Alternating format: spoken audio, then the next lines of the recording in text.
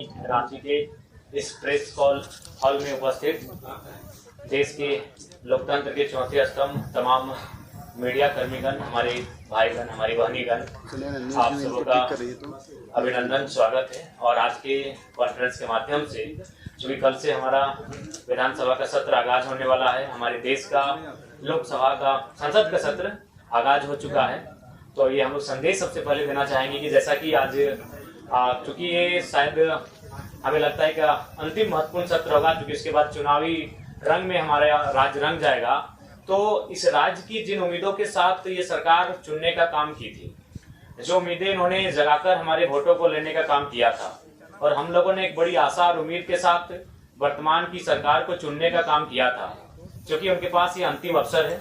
अतः आज के आपके माध्यम से, क्योंकि हम लोग बचपन में एक स्कूल की दीवार में एक लाइन पढ़े थे, literature is the mirror of society, लेकिन मैं आज गर्व से का साथ कहना चाहूंगा कि उसमें मैं एक लाइन ऐड करना चाहूंगा कि media is also mirror of society. अगर मीडिया अपना काम सही से करे, मीडिया अपना काम निष्पक्ष होकर करे, तो शायद मीडिया भी कहीं ना कहीं सोसाइटी में, जिस प्रकार हम लोग पढ़ते आए थे लिटरेचर के बारे में कि लिटरेचर मिरर होता है, मीडिया भी मिरर का कार्य करती है। तो आज मीडिया के माध्यम से, मीडिया को माध्यम बनाते हुए राज्य की सरकार को विधानसभा सत्र के ठीक पहले मैं ये संदेश देना चाहूंगा कि कृपया करके आप जिन मुद्दों के साथ आए थे, सबसे पहले उन मुद्दों पे आप ध्यान दें। आपके जो मुद्दे थे, जो कि अभी देख सकते हैं कि आप कुछ दिनों से लगातार सोशल मीडिया में एक मैंने तस्वीर लगातार वायरल हो रही है, जिसमें आपके जेपीएससी के विभाग नगर निगम का जो वैकेंसी है, जिसमें मैक्सिमम जो है बाहर के राज्यों को लिया गया है। और देखें आदरणीय मोदी जी, आप मेरा कहना यही है कि आखिर ये राज्य बना क्यों है। आज अगर हम विगत 2 वर्षों की बात करें तो सहिया लोग धरने पर बैठे हैं, पारा शिक्षक धरने पर बैठ के लाठियां खा रहे हैं, सहायक पुलिसकर्मी धरने पर बैठे हैं, रैयत माइंस के एरिया में कोलियरी में धरने पर बैठे हैं। तो इस राज्य के जो नीति नियम बने, आखिर वो किनके लिए बने हैं? जब ये नीति नियम हमें लाभ ही नहीं मिल रहे हैं, तो इसीलिए सबसे पहले नीति नियम की बात होनी चाहिए। और इस राज्य की जनता को भी आह्वान देना चाहेंगे कि आगामी विधानसभा के चुनाव में जो इनके नीति नियम की बात ना करे, ऐसे लोगों को चुनने की आवश्यकता ना करे। आज देखिए ये सोशल मीडिया काफी वायरल हो रहा है, हालांकि जो 60-40 कहते हैं, हमें लगता है 60-40 को फॉलो किया गया है। और भारत का कॉन्स्टिट्यूशन भी कहता है कि आप ओपन रखना होगा, कि कुछ लोग आप पूरे देश से आमंत्रित होंगे। लेकिन मेरा कहना है कि जो सरकार है, उन्हें एक वैकल्पिक मार्ग तैयार करना होगा कि ओपन कैटेगरी में भी से मैक्सिमम झारखंड के लोग आए। आपको ये मापदंड तय करने होंगे और इस पर कहीं रोक नहीं है। उदाहरण के लिए कुछ वर्ष पहले हमारे कुछ साथी अरुणाचल प्रदेश में एक बैंक का फॉर्म भरे थे, लेकिन उस बैंक में ये शर्त थी कि आपको उसका डॉक्यूमेंट जमा करने के लिए ऑफलाइन जाना होगा अरुणाचल प्रदेश। ना आप अरुणाचल प्रदेश जा सकते हैं, ना उस बैंक की फॉर्म को भर सकते हैं। तो ठीक उसी प्रकार हमारी सरकार जो भी चुनकर आती है, उनको इस बात को तय करना होगा कि आप किस प्रकार से एक रास्ता तैयार करते हैं कि यहाँ के नौजवानों को बेहतर अवसर मिले। हम आज 2 चिट्ठी लेकर आए हैं, क्योंकि आज इस राज्य को जानना होगा इन 2 चिट्ठियों का अर्थ को। एक चिट्ठी है, इस चिट्ठी को भी हम पढ़ते हैं। ये चिट्ठी आपका नगर विकास एवं आवास विभाग, जो कि आपका जेपीएससी है, इसमें जिनको नौकरियां दी गई हैं उनका नाम है अन्वेषा अदिति, वसुधा शर्मा, पल्लवी तिवारी, और ये झारखंड की हैं, राहुल गांगुली। ये कोई हरियाणा के हैं, कोई राजस्थान के हैं, कोई गुजरात के हैं, कोई महाराष्ट्र के। और एक चिट्ठी हम लेके आए हैं, क्योंकि इस चिट्ठी को राज्य को देखना होगा। और एक चिट्ठी है, इस चिट्ठी में नाम है मूर्ति देवी बिशुनगढ़ मुंबई। इस चिट्ठी में अगला नाम है कपिल देव महतो, रोहित साव, गोविंद मरांडी, ललित महतो, जीवन लाल साव। ये पिछले 6 महीना के हमारे प्रवासी मजदूरों की डेड बॉडी जो झारखंड आई। एक चिट्ठी हमारी साथ में है, ये चिट्ठी जिनमें 28 लोगों का नाम है, जिनमें 18 लोग हमारी नौकरियों को लूट के लेके जा रहे हैं और सरकार तमाशा देख रही है, बेचने का काम कर रही है। और इसी चिट्ठी में 16 लोगों का नाम है। ये प्रवासी मजदूरों की मौत का लिस्ट है। ये इसलिए झारखंड राज्य नहीं बना था। ये पीड़ादायक, हमें आप बार बार बाहरी भीतरी की बात करते हैं, ऐसी पीड़ादायक तस्वीर किसी राज्य की नहीं है। ये सिर्फ पिछले 2 महीनों की लिस्ट है। मैं तारीख पढ़ूंगा, 23 तारीख 7वां महीना 2024, 23 तारीख 7वां महीना 2024, 12 तारीख 7वां महीना 2024, 13 तारीख 7वां महीना 2024, 15 तारीख 7वां महीना 2024। तो हम मरने के लिए झारखंड पैदा नहीं हुए हैं। 40% खनिज संपदा हम लोग हमारी जमीन से निकल कर जाता है, हम प्रवासी मजदूर बन के जाते हैं। हमारी लाश कहां से आती है? मुंबई से कर्नाटक, गुजरात, मुंबई, केरल, हैदराबाद, पुणे, मुंबई, मलेशिया, गुजरात, तमिलनाडु, चेन्नई, हैदराबाद। ये चेन्नई और हैदराबाद की डेड बॉडी अभी घर नहीं पहुंची है। 4 दिन हो चुके हैं। 4 दिन हो चुके हैं, ये चेन्नई और हैदराबाद की डेड बॉडी अभी तक घर नहीं पहुंची है। मैं आपके प्रेस कॉन्फ्रेंस को कहते कहते मेरे कंठ सूख रहे हैं, मैं भावुक हो रहा हूं। इस दिन के लिए शहीद निर्मल महतो ने कलेजे में गोली नहीं खाई थी, इन लोगों के लिए कलेजे में गोली नहीं खाई थी। इनसे हमारी कोई आपत्ति नहीं है, जो जिनका नाम इस लिस्ट में है। हमें आपत्ति सरकार से है। हमने इस लिस्ट के लिए, इस चिट्ठी के लिए हमने सरकार नहीं बनाया था। हमने इस लिस्ट के लिए झारखंड राज्य अलग नहीं किया था। हमने इसे रोकने के लिए झारखंड राज्य अलग किया था। ये 16 डेड बॉडी, ये कुछ ही महीनों का रिकॉर्ड कार्ड है। अगर हम आगे बढ़ेंगे तो और दर्दनाक तस्वीर सामने आएगी। पहले सरकार देख रहे हैं कहा कल्पना मैडम जाके प्रवासी मजदूर वापसी आए हैं, उनको लेकर जश्न मना रही है। अरे वो तो जिंदा है, जो लोग मर गए हैं इनकी डेड बॉडी पहले वापस कीजिए। इनकी डेड बॉडी कैसे आएगी उस पर मंथन कीजिए, उस पर चिंतन कीजिए। नाम पढ़ दे रहे हैं, शिवा महतो, नवाडी, चेन्नई में उनका देहांत हुआ है 21 तारीख 7वां महीना 2024। भुवनेश्वर सिंह, नवाडी प्रखंड, सेम प्रखंड, हैदराबाद, 24 तारीख 7वां महीना 2024। ये 2 चिट्ठी हमारे पास है।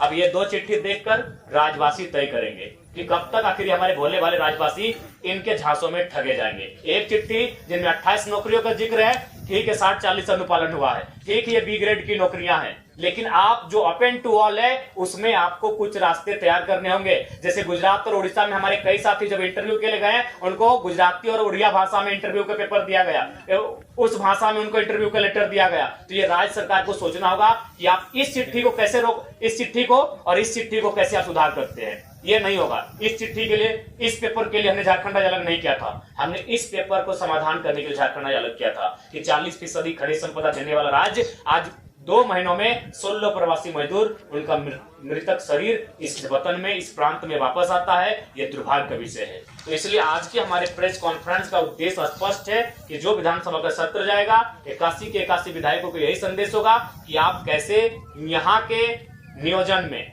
चाहे वो प्राइवेट सेक्टर हो चाहे वो सरकारी सेक्टर हो, मैक्सिमम झारखंड के लोग कैसे होगा, सदन में आप बैठे हैं, इस बात को आपको तय करना होगा। दूसरी बात, मैं माननीय मुख्यमंत्री से आग्रह करूंगा, देखिए एक कहावत है कि अपना अपना करो सुधार तभी मिटेगा भ्रष्टाचार। यदि आप अपना सुधार नहीं करेंगे तो आप लाख लोगों को बरगला लें, जब समय आता है तब आप अपने आप को आदिवासी का बेटा करके बच जाते हैं। लेकिन इस लिस्ट में आदिवासियों का भी नाम है।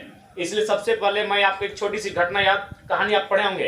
एक वेद की कहानी है जो जड़ी बूटियों से इलाज करता था। एक दिन एक महिला अपने बच्चे को लेकर उस वैद्य के पास गई और वैद्य से कहा कि मेरा बेटा का तबीयत खराब है, इसका इलाज कीजिए। तो वैद्य ने कहा 2 दिन के बाद आइए। जब 2 दिन के बाद महिला अपने बेटे को लेकर वैद्य के पास गई तो वैद्य ने कहा कि इसे कहिए गुड़ ना खाए। तो वो महिला बहुत नाराज हो गई कि ये 2 दिन पहले भी ये बात बता सकते थे। तो वैद्य ने कहा कि आपके जाने के बाद मैंने पहले गुड़ खाना बंद किया। तो ठीक मुख्यमंत्री को कहना चाहेंगे, आप आदिवासी अगर हितैषी हैं तो पहले नेमरा गोला के अलावे जहां जहां आपका जमीन है आदिवासियों को वापस कर दीजिए, तभी आपको आदिवासी हितैषी कहेंगे। आप धन बोकारो में रखेंगे एकड़ जमीन, आप दुमका में रखेंगे, आप रांची में रखेंगे, बिल्कुल।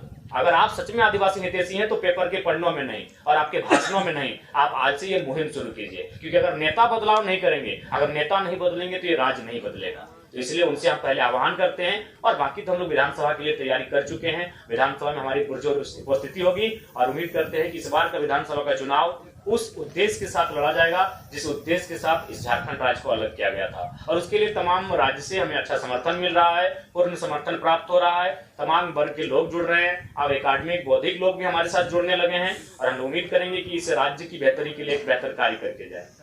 और बाकी आपके सवाल के लिए हम आमंत्रित करते हैं।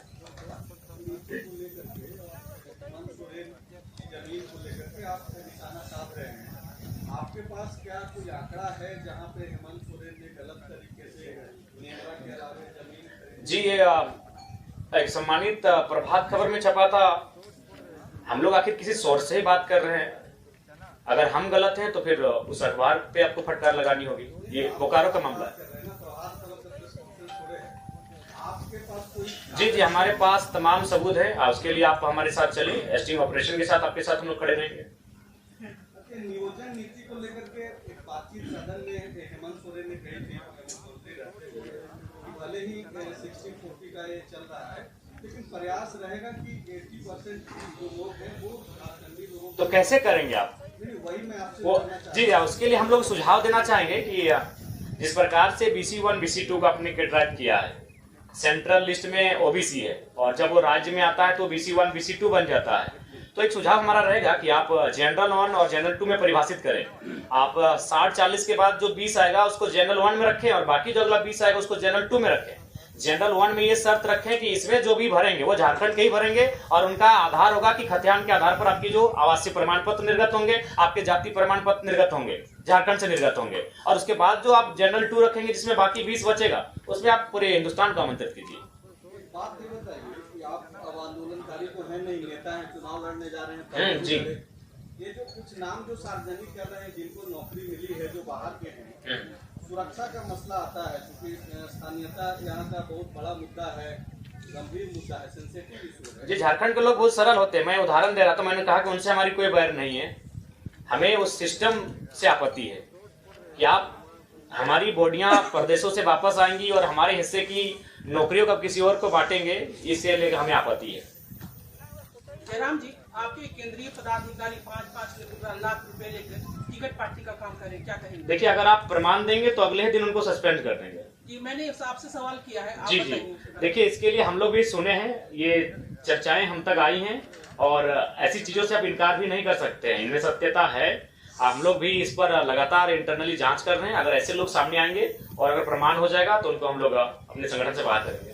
आपको विदेशों से भी फंड आ रहे हैं, उसके बारे में कुछ बताइए। जी, हम आप जब बोलेगा हम सार्वजनिक कर देंगे। अगर अभी समय दीजिएगा तो मेरा फोन पे सामने विदेश से आए हैं, 1 रुपए से लेकर 10,000 20,000 तक आए हैं। वो प्रवासी मजदूर जो दुबई, कुवैत, मलेशिया में रहते हैं। आप चाहे तो मेरा फोन ले लें, हम आपको पासवर्ड भी दे देते हैं।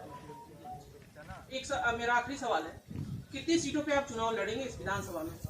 देखिए, हम लोग मैक्सिमम सीटों पे चुनाव लड़ेंगे। पिछले बार हम लोग कहते 55, लेकिन जब हम लोग पलामू प्रमंडल का दौरा किए तो वहाँ भी 2-3 सीटें ऐसे दिखी जहाँ हम लोग को आसार दिखे, तो लिहाजा हम लोग की जैसे जैसे समय बीतेगा हमारी सीटों की संख्या बढ़ेगी। क्या बीजेपी ने 7 से 8 सीटें आपको ऑफर की है? देखिए, 2 विधायकों को मंत्री बनाने का ऑफर। देखिए, सबसे पहली बात, हमने तो ये नहीं कहा था बीजेपी, हमने तो अपने भाषण में स्पष्ट कहा था कि हाँ ये सत्य है। ये तो हमने कई बार कहा है, यहाँ ऑफर था, लोकसभा में भी था। संगठन महामंत्री जो है वो सिर्फ भाजपा में। अच्छा, ठीक है, हम इस बार महासचिव, संगठन महामंत्री ऑब्लिक महासचिव, संगठन महामंत्री का जिक्र किया। देखिए, हम लोग भी मनुष्य हैं, आप भी मनुष्य हैं, कुछ शब्दों में त्रुटियां हो जाती है। जैसे अभी बातों ही बातों में हमारे आदरणीय बड़े भाई ने सजेस्ट किया कि हमें उनका अगली बार हम कोशिश करेंगे राज्य के बारे में बताइए, उनके नाम को हम गोपनीय रखेंगे। हम लोग चलते चलते सीख लेते हैं, तो लिहाजा महामंत्री ऑब्लिक महासचिव। अच्छा, सीधा जवाब आप दीजिए कि बीजेपी के किसी नेता से आप संपर्क में हैं? नहीं, संपर्क में नहीं है, हम संपर्क में नहीं है, वे लोग हमसे संपर्क में थे और फिलहाल कुछ दिनों से कटे हैं। तो वाया किसी के संपर्क में थे या डायरेक्ट आपसे बातचीत? नहीं, वाया संपर्क में थे, डायरेक्ट पॉसिबल नहीं। नहीं, सरयू जी से हमारी कोई बात नहीं हुई, ना कोई बात, चुनाव में भी कोई डील नहीं होगी। नहीं, बिल्कुल भी नहीं होगी। उनकी पार्टी से कोई डील। अगर वो नेतृत्व स्वीकार करते हैं, आपका एक शर्त था कि आपका नेतृत्व स्वीकार करें, अगर श्री राय अगर आपका नेतृत्व स्वीकार कर लेते तो क्या मोर्चे में उनकी संभावना बनती है? देखिए, वो काफी आयु में हमसे वृद्ध है, तो हम चाहेंगे कि वो जहाँ है बेहतर हैं और हम लोग लगता है कि शायद उस तरह से हमारे जो युवा हैं, पता नहीं उनके साथ बैठेंगे, तो उस पर कभी बातचीत हुई नहीं और हम लोग उस पर बातचीत भी नहीं किए हैं। हम लोग अपने स्तर से अपने आप को बेहतर कैसे करें इस पर काम कर रहे हैं। विधानसभा चुनाव में क्या किसी पार्टी के साथ आप गठबंधन करेंगे? क्योंकि बहुत नहीं, हम लोग चुनाव फ्रेश लड़ेंगे और बिल्कुल अपने सिद्धांतों के साथ लड़ेंगे। तो ये तय है कि आप नहीं किसी से गठबंधन करेंगे? जी भैया, संजय भैया हैं क्या? हाँ, दिख नहीं रहे हैं। जी भैया, ये पूरी तरह तय है कि हम लोग चुनाव बिना किसी गठबंधन के लड़ेंगे। बड़ा फैसला आज आया है सुप्रीम कोर्ट का। जी। 25 साल से लंबित मामला था जिसमें यह फैसला दिया गया है राज्यों के हित में और बोला गया है कि खनिज जमीन पर जो है राज्य अब टैक्स लगा सकता है। पहले जो रॉयल्टी की व्यवस्था थी उसके अलावा टैक्स का जो है आज सुप्रीम कोर्ट ने फैसला सुनाया है। इसको किस तरीके से देखिए, अगर राज्यों की खनिज पर अगर राज्य को भागीदारी मिल रही है या फिर राज्यों को नियंत्रण देने की बात कही जा रही है तो ये स्वागत योग्य है। क्योंकि देखिए, दिल्ली में बैठे लोग नहीं समझ पाते हैं राज्य की समस्या को और ये मनमानी होती है दिल्ली में बैठे, लेकिन अगर ये सुप्रीम कोर्ट का फैसला आया है तो इसका स्वागत है। हम चाहेंगे इस बिल्कुल और बेहतर से बेहतर ऐतिहासिक फैसले आए। हम तो चाहेंगे कि धीरे धीरे अगर आप इस देश की इकोनॉमी को एक आम व्यक्ति तक लेकर जाना चाहते हैं तो बकायदा खनिजों पे उनकी मालिकियत का ही अधिकार दे दे। इधर आप कल दिल्ली भी गए थे, जी हमारे जो वरीय उपाध्यक्ष महोदय हैं वो अस्वस्थ हैं, हम लोग रांची मिलने आए थे, पता चला दिल्ली चलेंगे, हम लोग भी चलेंगे, लेकिन काफी कॉन्फिडेंशियल उनका इलाज चल रहा है, नहीं मिल पाए। तो हम पहले दुआ करेंगे, प्रार्थना करेंगे और जहाँ है जिस हाल में मजबूत रहें और स्वस्थ होकर जल्दी वापस आए। तो क्या उनको अभी विधानसभा चुनाव में दिल्ली से उतारेंगे? देखिए ये तो हमारे संगठन का फीडबैक तय करेगा, ये जनता का भी फीडबैक जो सर्वे टीम करने जाएगी वो तय करेगी, स्क्रीनिंग कमेटी के पास जो रिपोर्ट पहुंचेगी वो तय करेगी, संसदीय बोर्ड तक जो आएगी वहां तय होगी। इस बार थोपे हुए लीडर नहीं दिए जाएंगे और ना ही केंद्र अध्यक्ष जिनसे उनकी मित्रता है, गहरी मित्रता है, और कोई उनके फेवरेट हैं उनको हम मैदान में उतार देंगे, ऐसा भी भूल हम लोग नहीं करेंगे। अभी तक तय नहीं है कि नहीं, अभी कहीं किसी का तय नहीं हुआ है, मेरा खुद का तय नहीं हुआ है कि हम लोग कहाँ से चुनाव लड़ेंगे। किसी और से भी बातचीत चल रही है क्या? जी बातचीत तो हो रही है और बहुत सारे प्रत्याशी, एक विधानसभा में काफी प्रत्याशी है जो अपनी दावेदारी को प्रस्तुत भी कर रहे हैं। लेकिन लोकसभा चुनाव में देवेंद्र नाथ महतो का परफॉर्मेंस किस तरह से देखते हैं आप? जी बढ़िया रहा है, हमारे सभी प्रत्याशियों का परफॉर्मेंस बढ़िया रहा है, रांची रहे, हजारीबाग रहे, धनबाद रहे। तब तो उनकी दावेदारी बनती है। देखिए दावेदारी संगठन के वोट है, वोट प्रत्याशी के लिए संगठन के वोट हैं, तो संगठन तय करेगी। क्योंकि हम लोग जब ये चुनाव हम लोग नहीं लड़े तो उस समय हम लोग कहते कि संभावना बढ़ेगी कि लोकसभा में जिनको अवसर मिलेगा, विधानसभा में थोड़ा सा, लेकिन कुछ चेहरे हैं जिनको रिपीट भी किया जाएगा, तो वो संगठन तय करेगी। वहां का जो फीडबैक सामने